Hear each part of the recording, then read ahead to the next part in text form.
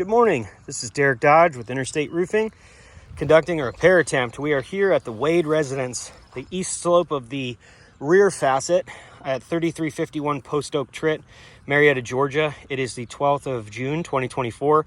This is the first repair attempt. So what we're going to be doing today is trying to determine whether or not this roof is repairable. As you can see clearly, we've got the wind damage shingle as denoted by the X, as well as the clear crease across the top. I've identified the course of shingle that it belongs to. So what I'm going to be doing in this repair is breaking the tar strips in the two courses above, as well as the unaffected shingles. I'm going to be removing the nails, taking out the old wind damage shingle, replacing it with a like-in-kind quality shingle, and then refastening it back down to the roof, and then inspecting the work as we go along to see if any consequential damage has happened as a result of the repair. It's of important note that, let me get out of the shade, none of these shingles have any damage whatsoever to them. There's no creasing, there's no tearing. And I'm going to be doing my utmost to make sure that I don't lift these shingles above a 45-degree angle or any more than is necessary to perform the repairs. So now that I've explained the process, I'm going to pass the phone off to my colleague and begin the repairs.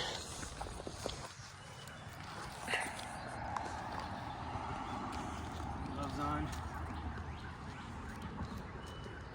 Okay, so the first thing you got to do is you got to break the tar strips. And like I said, this one's damaged. We don't have to do that one.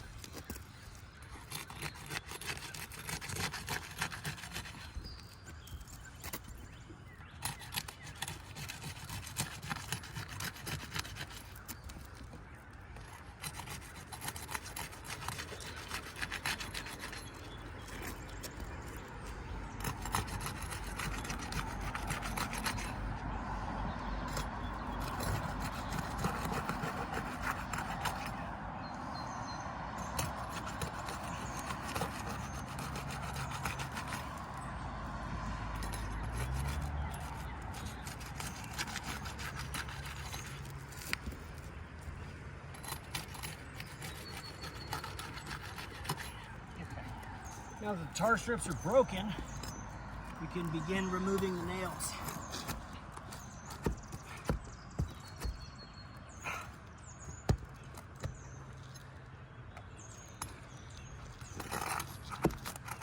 Sometimes when the roofers are installing the roof, because they're using a gun,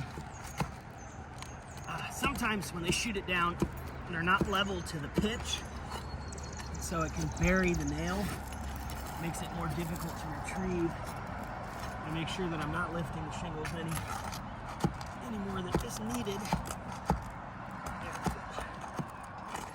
it just takes a second because it's not the same angle.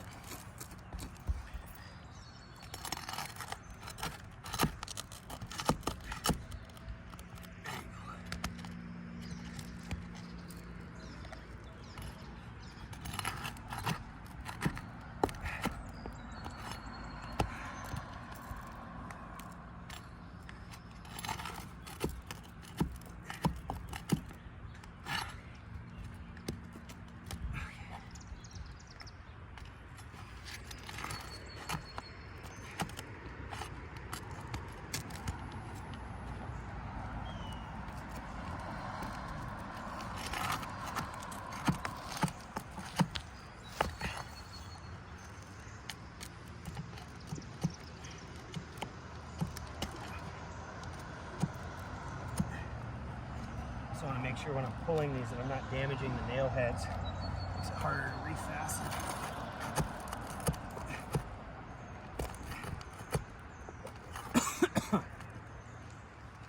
Okay.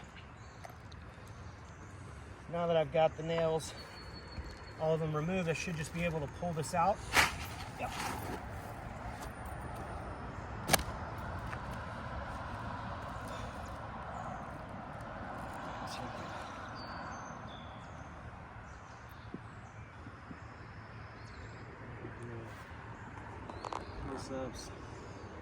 We're seeing some initial signs of consequential damage.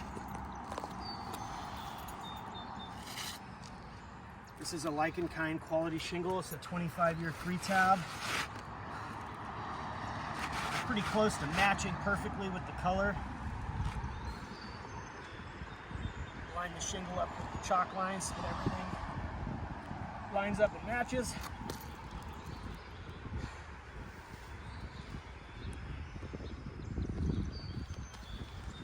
Now I will begin fastening the nails.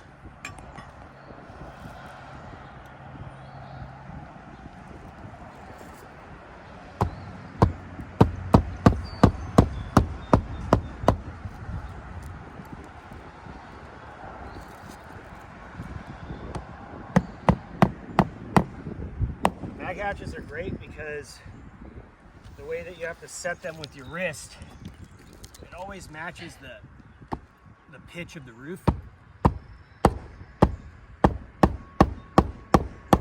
You're not in any danger of burying the nail past, make it harder for the next time.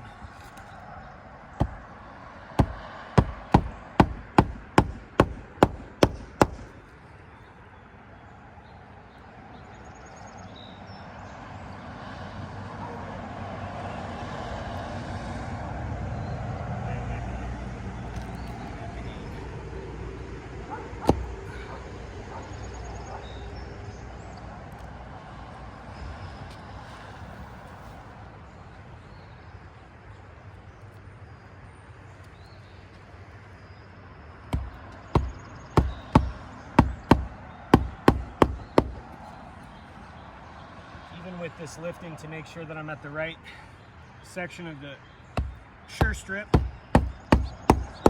you can see that we're not above a 45 degree.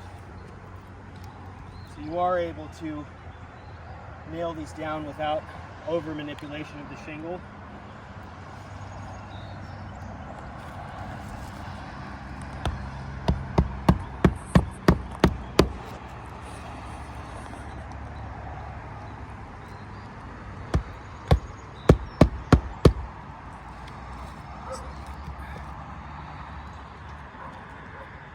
Nail bent.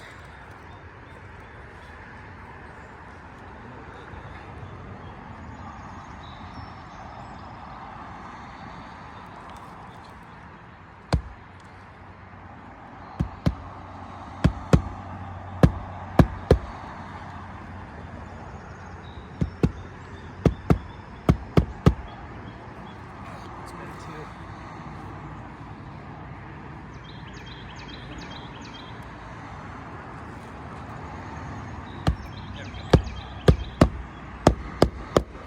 Okay. So now that the nails have been set, take overview close-ups. I'm going to take the phone and explain what has happened in this repair. So, as we can clearly see here on this shingle, let me get out of the sun, you can see the beginnings of a crease, as well as right here. We're seeing some creasing right here as well. So when roofs get to be older, they become brittle and the fiberglass matting is not as strong. And in any lifting, even if it's not above a 45, you run the risk of fracturing the fiberglass matting. And what happens is a symptom of the fiberglass being fractured is the granules dislodge and form a crease. So one way we can always test to see if something's fractured, we always do a control. So this is the new one. We have an assumption that the matting is not fractured. So when I wipe my hand across the top, even when I'm wiping hard, as you can hear, we don't see any granule loss. We don't see any signs of a crease. But up here, up top, we can see the beginnings of a crease. And I wipe my hand across the top and you can see like a lot of granules dislodging and it creates this crease.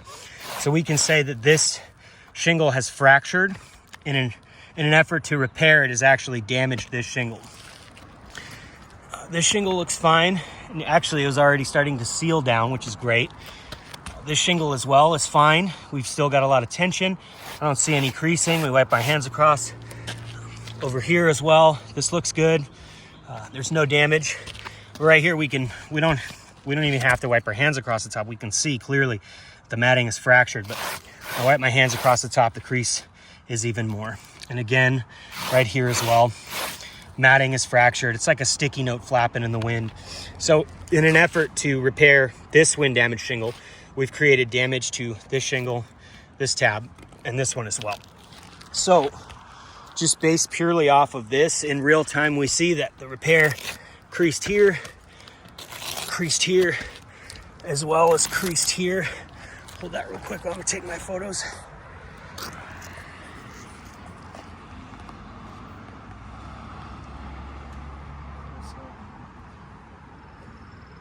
And just based off of that, we can determine that this repair attempt was a fail. So if we extrapolate three tabs being broken, or 3 tabs being damaged in an effort to repair, if we had 30 shingles to repair, if 2 shingles in the repair happened, we'd be actually creating double the amount of damaged shingles across the roof. So we can just extrapolate based off of this, and we will do another photo report on a second repair, that we would cause more damage to the roof than we would do good. So in order to get the wades to pre-loss conditions, it's my expert opinion that this needs full roof replacement. So what I'll be doing now is I'll be putting emergency tarps over the affected area to protect the wades from any further leaks. This will conclude the repair attempt. If you have any questions, please feel free to reach out via text, call, or email. Thank you so much.